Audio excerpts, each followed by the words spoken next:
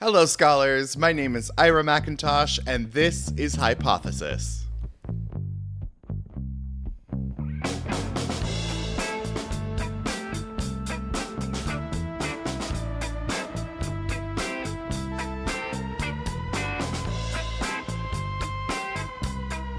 Hey there, everyone. Welcome back to my office. It's time for another episode of From My Desk. That's right. This is the time of the week where I get to sit down and just talk about the things that have been on my mind, things that have come across my desk, or maybe some things from a previous episode that bear a little bit more scrutiny. So I'm glad that you're here. I'm glad that you've joined me. And today's topic is going to be talking about what actually makes someone an expert. Do I think I'm an expert? Absolutely not. Am I an expert in something? Probably not. What I do think I am is a former homeschooled kid who learned how to ask questions and really super enjoys learning. So it is my life's goal to just be a perpetual student. I think that's all we can ask for as humans, is to constantly be learning and constantly be asking questions. And not just yes or no questions, but open-ended questions. Starting those questions with what, why, how, when, and where. You know, the 5 W's and an H or whatever it is. So anyway, I'm really glad to have you here. Let's discuss what it actually means to be an expert. To be an expert doesn't mean you have to have a PhD, that you have to have published research, that you have to have spent decades researching in a field. Do you have to be recognized by other experts? Do you have to have professional experience? Do you have to have lived experience? What really makes someone an expert? You always hear people saying, well, experts say this, and listen to the experts, and people don't trust experts anymore. But who are we supposed to trust? Like, how do we know if someone has the information that we need to know and that it's reliable information? So what exactly do we mean by an expert? We start with the basic problem. Nobody is simply an expert.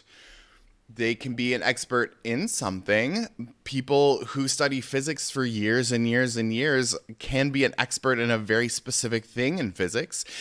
An archaeologist who studies, say, ancient Egyptian artifacts can be an expert in ancient Egyptian artifacts, usually from a very specific area of years, but can be considered an expert. A philosopher who develops expertise on specific traditions or people groups or eras can be an expert.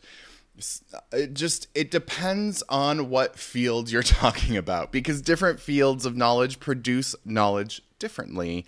And I think that's something that we don't talk about a lot. That's, I think, where a lot of this conversation between the hard sciences and the humanities and social sciences come in, is the hard sciences have a very specific method that they follow. They have the scientific method, and that's what they do. There are all sorts of sub-methods within there, but the scientific method is their go-to. However, within the humanities and social sciences, we have to come up with all sorts of different methodologies to figure out new knowledge and find new ways of gaining that expertise. So it's a little scarier when you're talking about the humanities and the social sciences, because people are a little bit more trepidatious. They're a little nervous when you start to talk about those subjects, because it's harder to say something definitively. Again, that's another thing that I think a lot of people outside of academia get wrong about academia, is we will never, ever, no one in any discipline will ever say that they have proven something, that they know something for a fact. If you are talking to an academic and they say, I know this for a fact, it's been proven, walk away from that conversation. The whole point of academia is to constantly be learning. Yes, it gets really frustrating when it's every other year you hear, oh, red wine is healthy. Oh, red wine isn't healthy. Oh, chocolate is healthy. Oh, chocolate isn't healthy. And there are just all of these trends that keep changing, and it seems like science is contradicting itself over and over again. But that's the point, is as we learn new information and we learn new ways of gaining information, then we also are able to update the information that we had before. So we don't just leave it in the dust and throw it away and say, we found the answer, that's it for the rest of time. That would be such terrible practice. We have to be able to update the information that we are learning. Otherwise, it's not going to be useful to us moving forward. Science can involve doing experiments, doing quantitative data sets, doing replication. Replication is a huge thing. If something comes out and says scientists have come up with an answer for something, it means that they've been able to replicate the exact same situation many, many, many times. Generally, 2 or 3 or 4 labs or universities have replicated it. So by the time it gets published, it's really easy to say that this is the newest, most accurate possible information. Again, not proven, but the most accurate possible information with the tools that we have. When you're talking about humanities, we have archives, we have textual analyses, we have languages, we have interpretation of those languages. You can look up historical context, you can look up theory. I just finished reading the book Queer Georgians, and he talks a lot within that book about how he found his information. I think that's a key to a great book, is when the author is able to say, here is exactly where I found this information, how I found this information, and why I think it's credible. He doesn't just present information in that book. He says, I spent time in this archive on this number of days searching through these letters and these papers. This is even what this notebook looked like, and this was the information that was within it. So from this information, we can then derive some conclusions. So that's why it gets a little dicey, because every single discipline has different ways of finding that knowledge. I think a lot of the times when we're talking about the humanities and people not believing the humanities, it's because they're overlaying scientific, like hard science discipline ways of finding knowledge over the humanities, and vice versa. You can't take humanities ways of finding knowledge and apply it to science, to hard sciences. That's where you get people who are able to come up with really weird pseudoscience information and start cults with them because they've applied the wrong kind of knowledge finding to the discipline that they're in. And then you start to get all this terrible information. But don't take my word for it. It's time for some citations. So if we're not going to trust experts anymore, let's see why people don't trust experts anymore. The first paper we're going to look at is by Colonia et al. From 2025, which is entitled Trust in Scientists and Their Role in Society Across 68 Countries. It was a massive international study. Doing a study across 68 countries is way bigger scope than most studies ever go. They had 71,922 respondents over those 68 countries. Normally, for a scientific study, you're looking at maybe a few hundred people for a representative sample, maybe a few thousand if you're really, really trying to go hard on a subject, but almost 72,000 respondents is crazy. So you can make some pretty specific assumptions from that detail. You can make some pretty specific assumptions from the information that you get back from that. Most people who responded said that in most of the countries that were studied, there was relatively high trust in scientists. So it's almost as if the media is telling us that people don't trust scientists for their own gain rather than people who actually do trust scientists. There was also really broad support for scientists engaging with society, communicating with the public, and contributing their expertise to policy making. People are seeing scientists being part of the conversation. Even if they're not on the nightly news, people are seeing it. Social media has really helped up the visibility for people in academia, and I'm grateful that it has. So maybe there isn't a universal crisis of expertise. Maybe the more interesting issue is which experts we trust. Under what circumstances do we take their information as Bible? What makes us recognize something as credible, and which kinds of expertise are we even counting. Does someone have to wear a lab coat in order to be counted as an expert on something? For that, we turn to another article by Wilson and Bulatis from 2025 called "What is Public Humanities?" Public Humanities asks what happens when humanities scholarship interacts with public life. So it's not just sitting down and looking through books. It can be through reading letters for sure, but public humanities is being in and amongst the people, talking to the people. It can involve museums. It can involve public writing, so journalism, blogging, short form social media videos, cultural institutions, conversations between researchers and communities. It all raises an important question of what does expertise look like when its purpose isn't necessarily produce one definitive answer. And I think that's, like I was saying, what people really dislike about humanities on a larger scale is that we don't come up with specific answers. We can never take in a question and give you a for sure definite single this is the answer to that question, especially when you're talking about humans. Humans are way unpredictable and we have too many variables. So you can't just give a single answer, and that doesn't sit well with a lot of people. While philosophers are a hard thing to talk about because like you found out in last Monday's episode, philosophy doesn't ever take anything for granted. So you can't start from here's our starting point, we build off of that.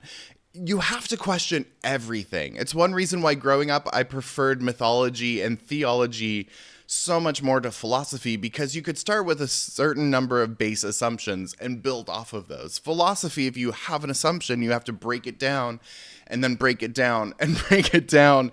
And there's never a time when the questions ever end. So it can get a little sticky because you're just always questioning. And even when you come to some kind of a conclusion, there will be 5 million other questions that come up.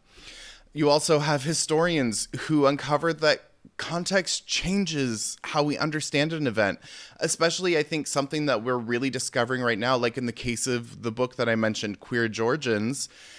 We're really discovering that we can't lionize people. We can't hold up individuals as being amazing people and only being amazing. Like, everyone is complicated. Everyone's done terrible things. Everyone's done some great things.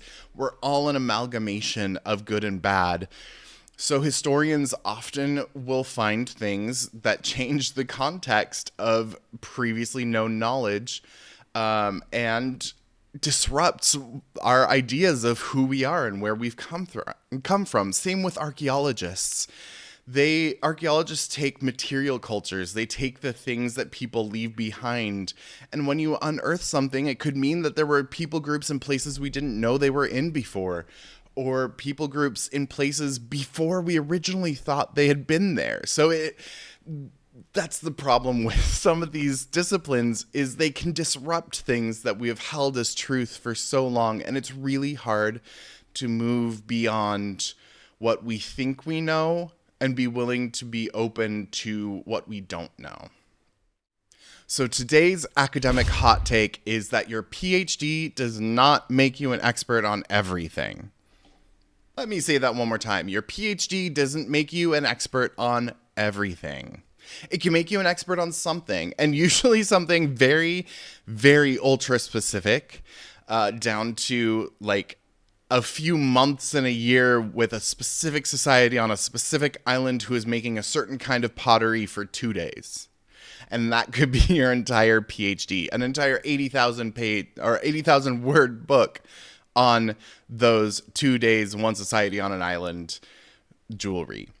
You could be a total expert on that. In fact, you'll probably be the only expert on that. So you'll get to be in a documentary someday, and that would be so cool. Total dream job. But it doesn't make you an expert on everything. Just because you may have a PhD in sociology doesn't mean that you can go and be an anesthesiologist. Just because you have a PhD in physics doesn't mean you can go and be a historian.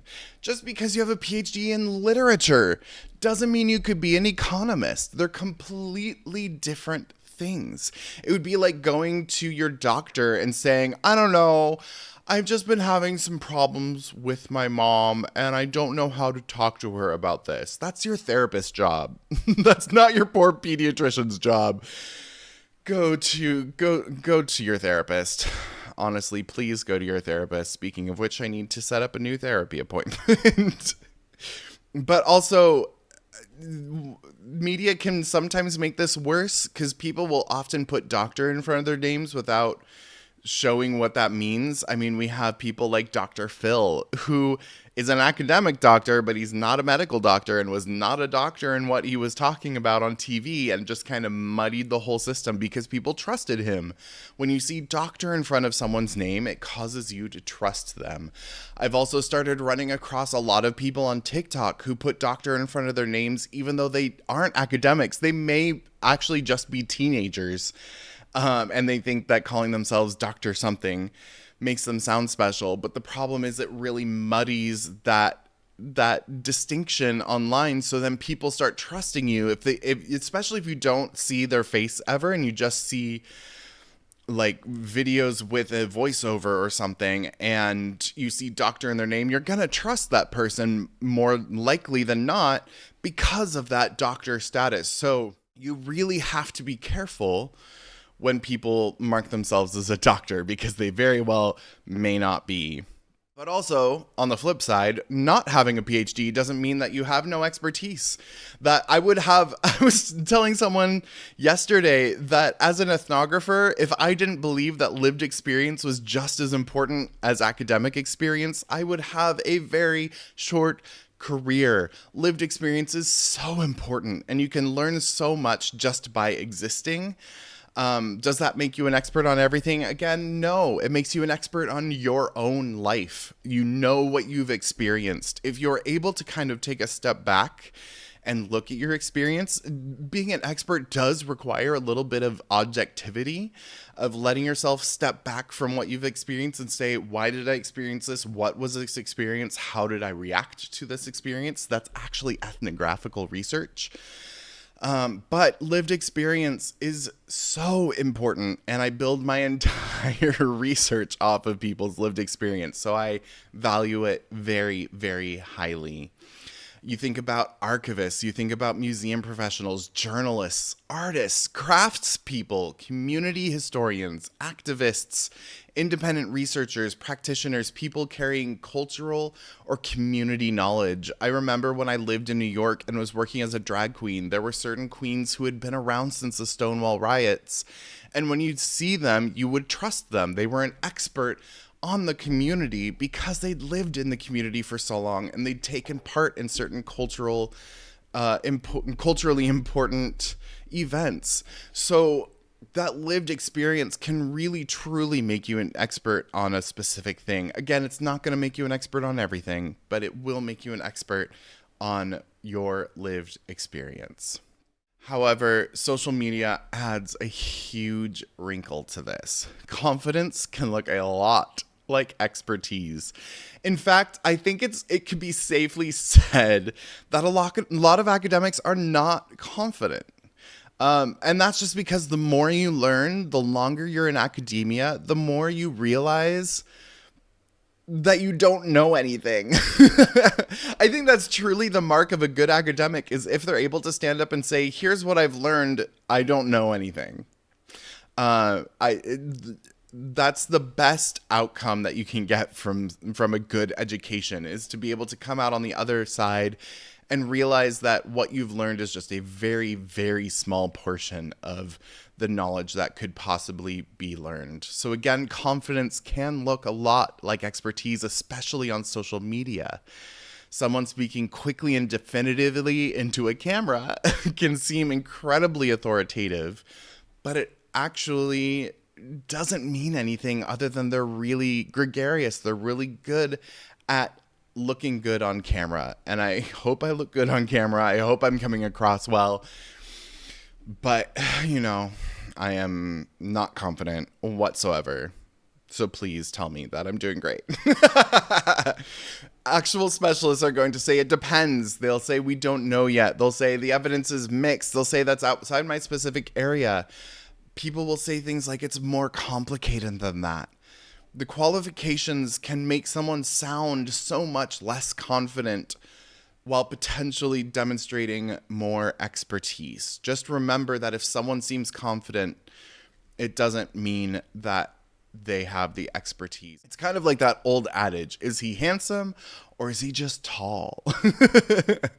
So maybe knowing the limits of your knowledge is part of knowing something well. So looking back at hypothesis episodes that really demonstrate this distinction very, very well, we have two guests. We have Hassan Azawi, the Unearthing Egypt episode, as well as Shan Colley from Coalfields to Cap and Gown. Both of these guests were so good at talking about their own experiences and what led them to study the fields they are in. In terms of Hassan, he grew up in Egypt around these ancient artifacts and around these ancient monuments, and then was able to go outside of that country and be able to look at it from an objective point of view and really study through university libraries and excavations and museums and collections and find information about his culture, about the ancient Egyptian culture as an Egyptian that he wouldn't necessarily have gotten otherwise. But by growing up in that environment, he had a much clearer view of what he was looking at because he came from that tradition. Same thing with Shan Colley, growing up in West Virginia and then helping students in West Virginia who were first generation students in college, and she knew exactly what that meant and how hard it is for first generation students to get a higher education. So they were able to go from personal experience, using that as expertise, to helping other people. And so I really encourage you to go and listen to those two episodes specifically. They're great episodes. They're fantastic conversations. They're still people that I stay in contact with to this day. And I think they really exemplify that idea of lived experience counts as expertise just as much as academic experience. So now it's time for office hours. Hello, welcome to the office. We had an anonymous question sent in to us on the pod, and the question is, can someone without a PhD produce knowledge? And the question is, of course, universities don't have a monopoly on knowledge. You can find any information that you want to out there. The internet is the greatest thing that's ever been invented. It's also the worst thing that's ever been invented. But the internet is there for a reason. There are all sorts of archives that you can dig through. There are professionals out there that you can get into contact with. If you find an article, if you don't know, Google has a scholar search. So Google Scholar allows you to only look through academic journals. And I use it almost daily to find information. And a lot of those articles are behind paywalls. But if you didn't realize, if you find an article you like, email the author. They're going to be more than willing to send you that article. They're going to be so excited that you were like ready to read what they wrote, that they'll send it to you free of charge. So if there's an article out there that you really are desperate to read, just email them. They'll be so excited that you wanted to read it. You can also, journalists produce knowledge. Journalists are experts on certain fields. One of the journalists that I really love following is Ronan Farrow. He's one of the best investigative journalists out there right now. We also have Erin Brockovich, who has just announced her comeback from retirement. Yes, she's more than just a movie. She is also an incredible journalist. That movie was fully based on a real event. Also just writing down the stories from your grandparents, from your parents. At one point when I was in elementary school, my parents made me sit down with my grandparents, and I have audio cassette recordings of them somewhere. I should find them. But just asking them about World War II, because they were little kids and they actually remembered. They remembered the bombing on Pearl Harbor, and they remembered what they were doing. I remember my grandma talking about being in the car on the way to pick up their Christmas tree and hearing that Pearl Harbor had been bombed on the radio. That's knowledge, that's expertise, that's something that could be written down and given to so many people. And that's important information. Something that my own personal philosophy in life is the banal is the most important. I don't care about these huge overarching geopolitical movements. I care, what did you have for breakfast? How long did you walk to get to work every day? Did you take the tram or did you take the bus? Why did you make that decision? Those are the things that make us human, not these big overarching things that are oftentimes out of our control. Studying art is another way. Go to a museum and just write about what you see. Even if you didn't like it, why didn't you like it? What was it about it that you didn't like? Did you not like that it made you think in new ways? Or maybe that your mind just went blank when you looked at a blank canvas. Maybe that was the point of the blank canvas. Just taking time instead of just writing your thoughts, write your thoughts and then investigate your thoughts. And that's going to create new knowledge. I really hope that makes sense. So here's my hypothesis, bringing everything from this entire episode together. We probably shouldn't blindly trust somebody simply because they have credentials, but we also shouldn't confuse I'm skeptical of experts with I know as much as the experts. Credentials matter, training matters, methodology matters, experience matters, lived experience matters. Community knowledge matters, but what each one can tell us depends on the question we're asking. Here's the ultimate thing we're talking about today. Expertise does not mean knowing everything. Maybe one of the clearest signs of genuine expertise is understanding what you know, how you know it, and where that knowledge stops. So maybe we should stop asking, is this person an expert? And start asking, what are they an expert in? So just remember, feel free to go back and listen to the episodes with Hassan Elzawi and Shan Kali. And as always, just question everyone who says that they're an expert on something. Just because you question them doesn't mean that you don't believe them or you think they're an idiot. But we should always be skeptical and we should always be asking questions. That's all from my desk this week. I really want to thank you for joining me. Let's stop the spread of misinformation together. Have a wonderful day and go read a book. Bye.